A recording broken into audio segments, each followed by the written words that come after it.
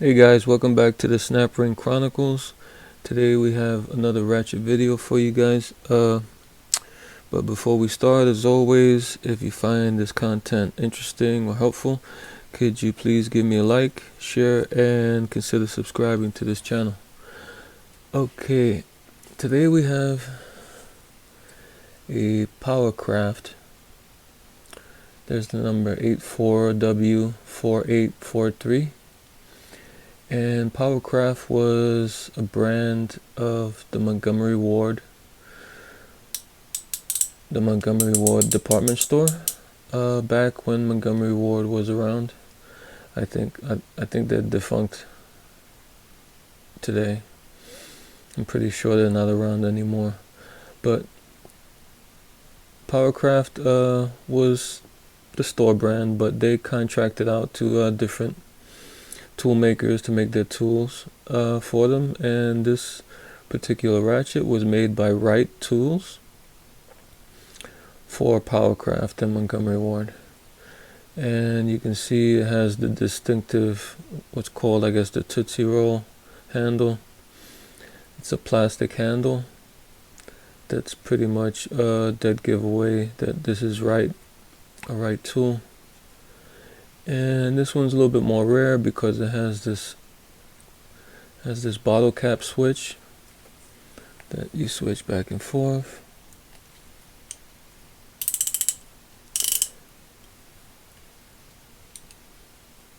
And the other ones usually have just a straight kind of line switch, post switch, just straight across. One thing to as the switching cap. That one probably, I don't know, if this one got dirty and grimy, I think it'd probably be hard to switch back and forth.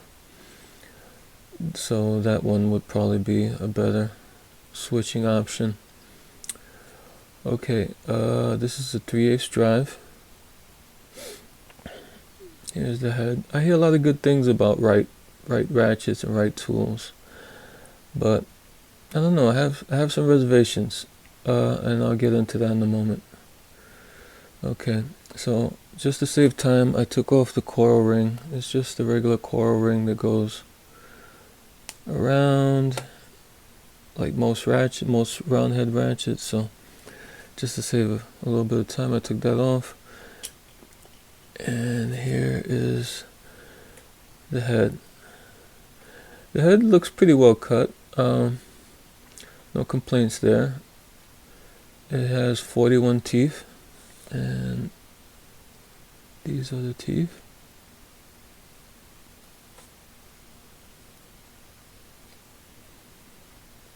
I mean, fit and finish is pretty good on this ratchet.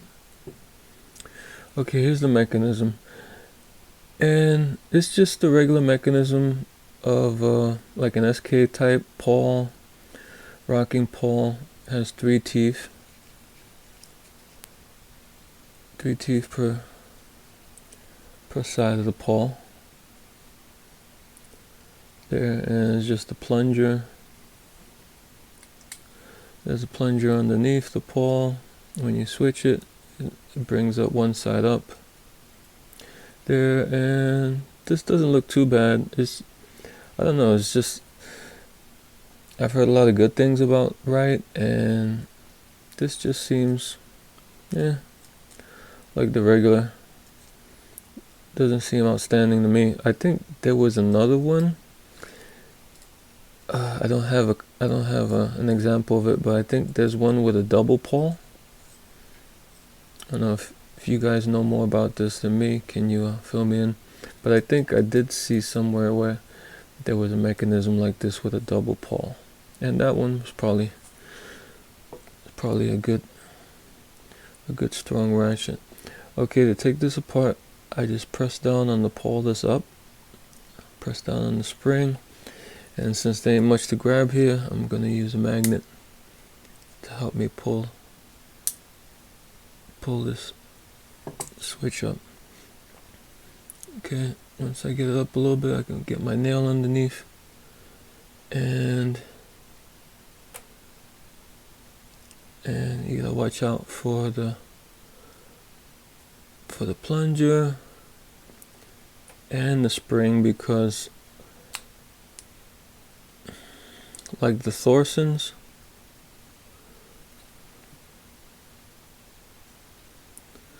this switch has a hole on the top and the bottom for the spring. So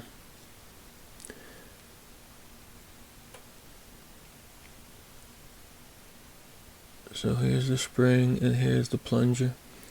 This plunger is like semi-hollow. It has a little hole, so you can put the spring on top like that. This is what the plunger and the spring looks like. The plunger, you can see there, it's pretty pointy. Like it has a point on the top. All right. And here's the switch. The switch feels pretty heavy. I mean, it feels solid. It has a cutout, a protrusion on top with 2 cutouts on the side here. And the way this goes in is that you see there's like, let's see if I can see this better. On the bottom there's like a little bit of space there. It's like it was cut out there, and on top it protrudes a little bit up. So this is where the plunger goes, on this side, in this side of the hole, and the spring goes on that side, because when you put this in to the mechanism, this has to be up and the cutout part has to be down. You see what I mean there? That's a bit more clear. This little cutout has to be on the bottom, and this one's towards the pole. Okay, that's the switch. Here's another problem.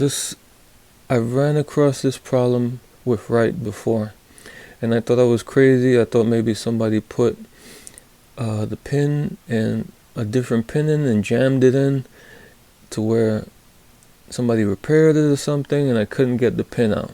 Okay. This is the first Wright I had. It's a half inch drive. This is Wright, made from the Wright company, 4426, and it has the date code M, so it was 1972.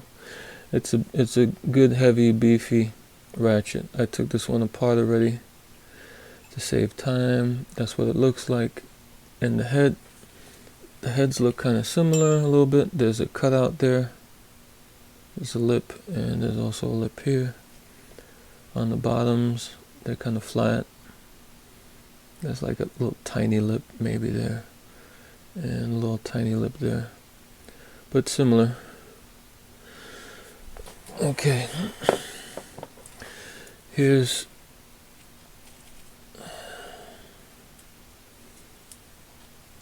this mechanism. Here's this switch. This one's identical to this one, except this one's bigger. But you can see they both have that same configuration where this sticks up a little bit and then there's a cutout at the bottom. So this one goes towards the pole and this one goes towards the bottom.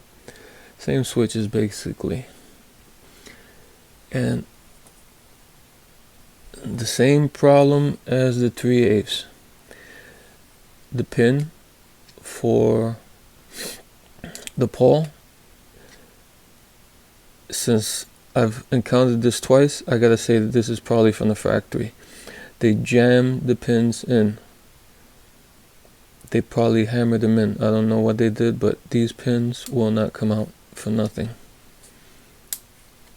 These pins are like permanently stuck into the bodies of the mechanism, and there ain't no way to get them out. I don't know of a way to get them out. I've tried. I've put a lot of time into trying to get that out, and I couldn't get that out. And this one is the same thing. Cannot get it out So that's about as far as the breakdown of this. I can't take the pole out, so that's as far as that goes. Okay, to put this back together is a little tricky also, because there's the hole and it goes straight through. So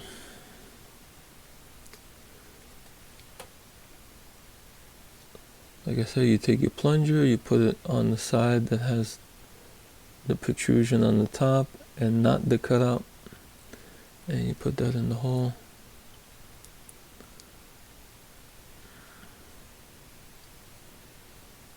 And then you take your spring and you put that underneath there. Okay, now get a pair of needle nose pliers, because you're gonna have to mash both the spring and the plunger in at the same time to get it in. So you kind of make it look like that, the spring sticking out a little bit and the plunger sticking out a little bit.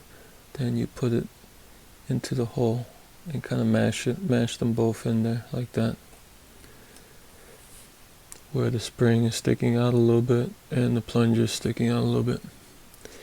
And I don't know if you'll be able to see this real good, but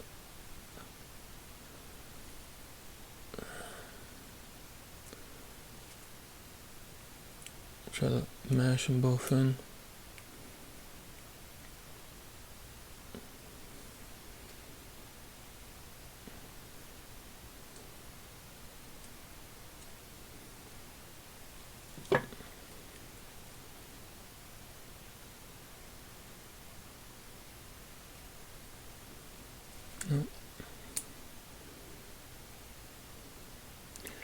This might take you a couple of tries.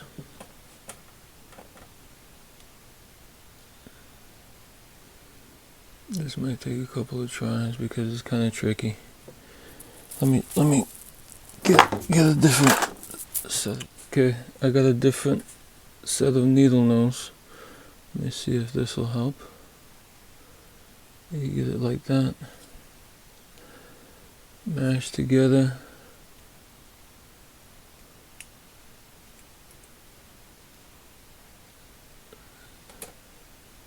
And you kind of squeeze it.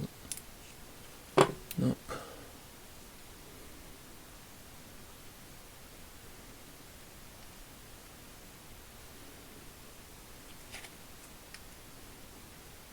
Let's try it again.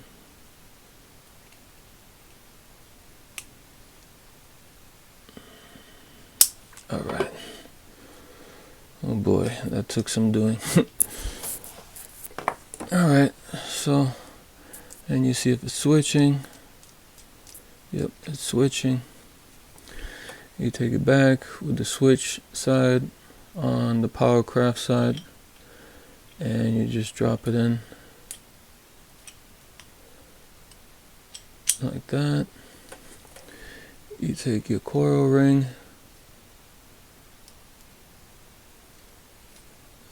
and you find the edge.